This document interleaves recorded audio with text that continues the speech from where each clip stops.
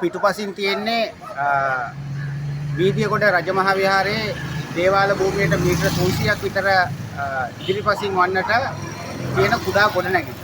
මේ ගොඩනැගිල්ලේ විශේෂත්වය තමයි මේ ගොඩනැගිල්ල හඳුන්වන්නේ රික්ටාගය කියලා.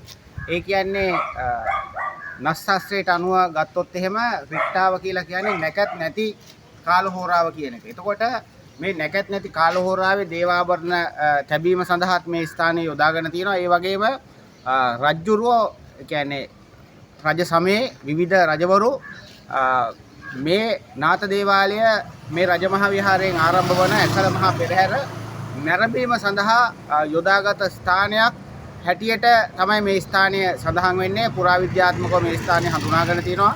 ඒ වගේම පුරාවිද්‍යාත්මක වශයෙන් මේක සංරක්ෂණය කරන ස්ථානයක්. බොහෝ දේවාලවල මේක දැක ගන්න බැරි එකක්. ඒක නිසා කළුතර දිස්ත්‍රික්කයේ විශේෂයෙන්ම කොරණ ප්‍රාදේශීය ලේකම් කොට්ටාසය තුල පිහිටි වීදියගොඩ ග්‍රාමයේ වීදියගොඩ රජමහා විහාරයට පැමිණියාම මේ ස්ථානය දැක බලා ගන්න පුළුවන්. ඉතින් අපි ආරාධනා කරනවා ලංකාවේ කොහේ ගියත් දැක ගන්න බැරි ස්ථානයක් විදිහට තියෙන මේ රික්ටාගය දැක බලා ගන්න නම් එන්න වෙන්න තියෙන එකම තැන තමයි වීදියගොඩ රජමහා විහාරය. ඒක නිසා වීදියගොඩ රජමහා විහාරයට ඇවිල්ලා මේ රික්ටාගය දැක බලා ගන්න කියලා අපි ඔබට ආරාධනා කරනවා.